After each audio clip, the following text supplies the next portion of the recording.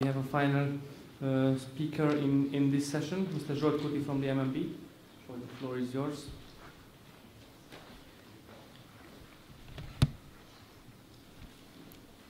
I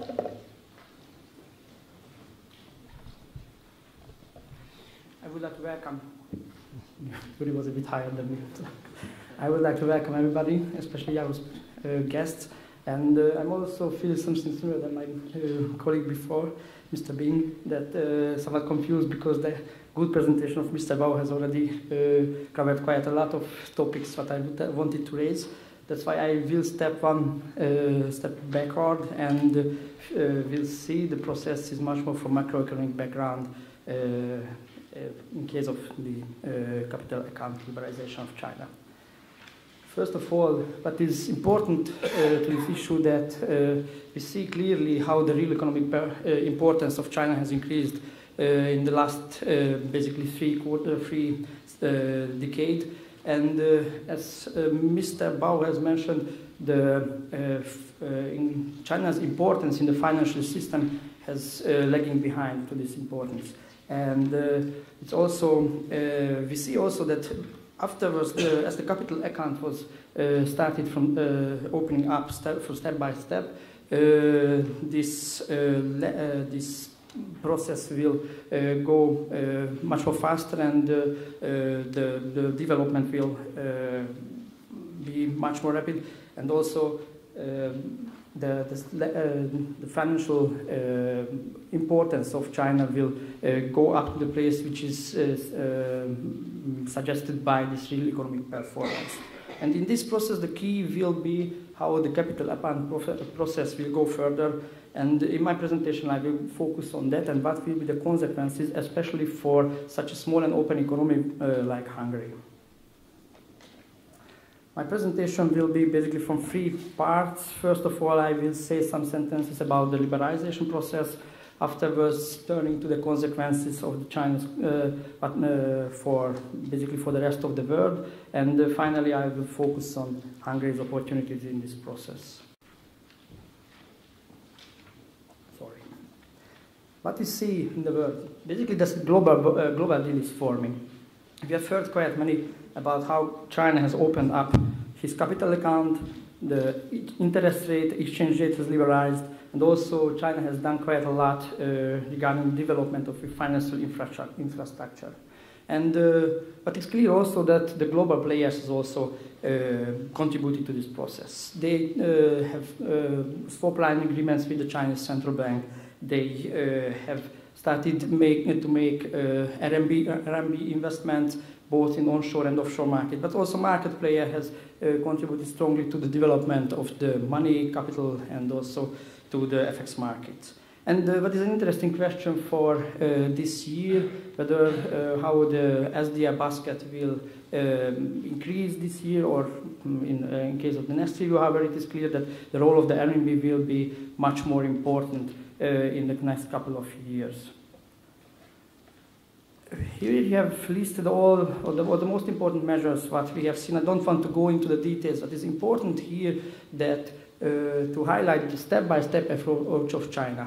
In case of the current account, the process has already started 30 years ago, and it is already finished by the beginning of this century.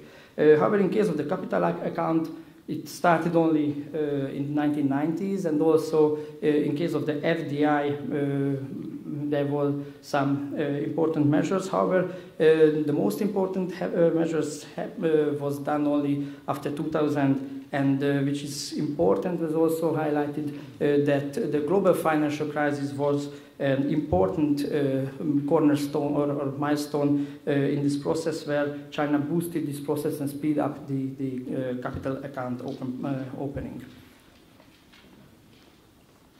However, it is clear also that in spite of the lot of measures which was done, the capital openness of China is still relatively small compared to many other countries, basically compared to the so-called developed economies.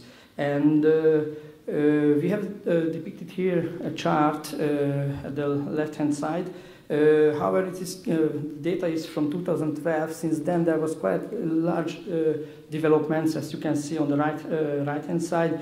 In both cases, the capital inflows and capital outflows has developed quite significantly and rapidly. So we have already seen that this openness has started to grow, and we expect that it will go further in the next couple of years. What are the consequences?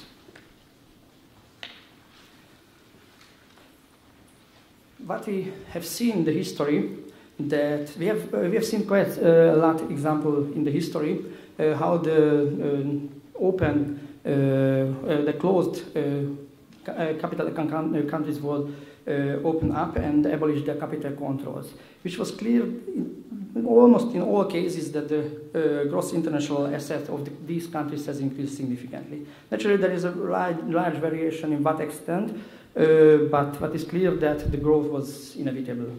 And we have already heard or read quite a lot of estimates where China will be in this process.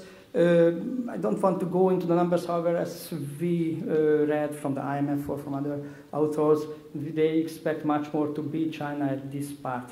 So where the opening will reach in a quite a much larger share of international investments compared to the GDP.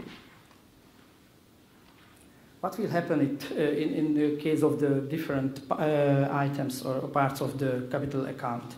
As I have mentioned already, the FDI, in case of the FDI inflow was already liberalized at the beginning of 2000, and in the last couple of years we have already seen some leveling off in case of the inflow. However, in case of the outflow, we see a much more rapid increase. In a longer horizon, we expect that the outflow will go further and will even reach the level of the FDI inflows. And we see also that in case of the inflows, there is some rooms, but we expect much more leveling off in this respect. Here, I would like to turn to the other part of the capital account. Basically, we have shown two countries in order to compare the differences. One, which we regard as a closed capital account economy, China, and an open account economy like the US. In case of China, what we have seen at the asset side,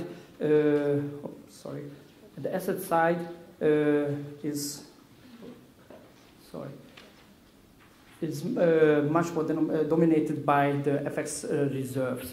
And if you compare this with the US, it is clear that the role of FX reserves is much less important in America. And but the portfolio investments and also the FDI was much more important. In longer horizon, we expect that there will be also a shifting case in China. So even when the renminbi will be a reserve currency, then even more there will be even more room for maneuver in that side, and we expect that the portfolio flows and also the outflow FDI will increase significantly. In case of the liability side, we also see that there is a significant difference between the portfolio investments, which is, let's say, quite good news for the international investors, because we expect that there will be a very significant increase of this of the role of these players on the domestic Chinese markets. Let's turn to Hungary. I would like to raise some sentences, what kind of opportunities we see as a small and open economy in case of Hungary. How can we enjoy the fruits of this process? And especially because I'm from the central bank, I would like to say some sentences, how can we, the MNB, the central bank, participate on this process. Regarding the history of the economic cooperation between China and Hungary, we have seen that we have good roots.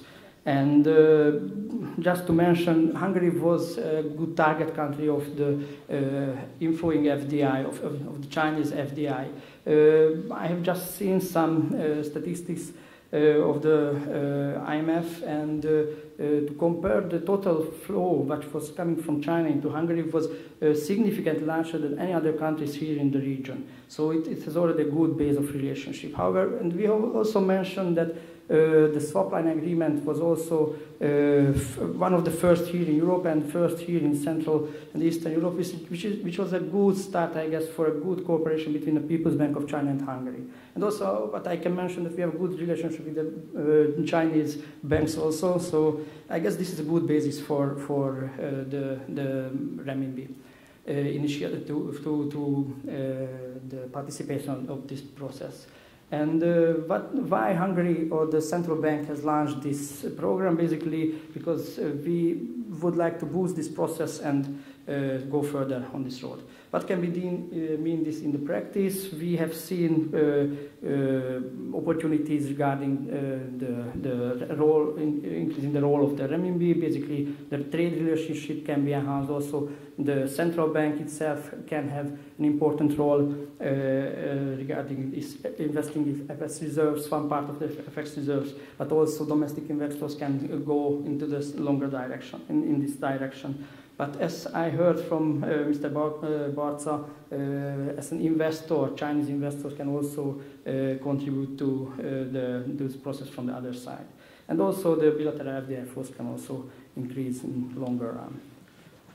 How we see this process? Basically, it's clear that such a capital account opening and also contribution to this process doesn't go from one day to another. We know the step-by-step approach of China, and we see that there are still several constraints from both sides. And but if we see the process from a longer horizon, it is clear that the sort of story, let's say in 5 years, will be significantly different. What the MNB can do in order to boost this process. We have already signed the swap line, as I have mentioned. Today is the opening of the Budapest Renminbi Initiative, which I hope that there will be a good forum for discussing the related issues with all the entities who are involved in this process. I see a very important point that, as we have already mentioned or highlighted in the announcement when we announced the program, that Hungary is considering to invest to the Chinese renminbi one small part of this FX reserve portfolio. I will say some sentences later on this. And also, Szilárd have already mentioned the importance of the backstop facilities, which we discussed, whether what kind of role it can have, but also the clearing and settlement infrastructure enhancement, and also the financial stability issues, which is an important field for us to grow further. And finally, I wanted to highlight one of the important issues, and basically the FX reserve, the question of FX reserves. We see that there is a new opportunity which has arisen, and as I mentioned, MNB investigates the opportunity to construct a renminbi foreign exchange reserve portfolio. We have several options for that. Clearly, one is the onshore renminbi investment, which can have the result that we can apply for RQFE quota. But also, we can use the BIS as an agent, use the BIS investment investment pool for renminbi. But if we would like to have a direct market experience, the investment on the offshore market can be also a solution. However, we see clearly that for us it's much more important to see even more and more sovereign issuances on this market, which can be a longer horizon and important field for investment also. And naturally, one sentence from the financing. I was very glad that Mr. Boss has mentioned the question of FX reserves. We are very glad to cooperate on this issue. As a summary, I think the capital account process of China will give very good opportunities for the rest of the world and basically for such an open and small economies like Hungary. However, we have to be in many aspects very careful, but we would like to join this process. Thanks a lot.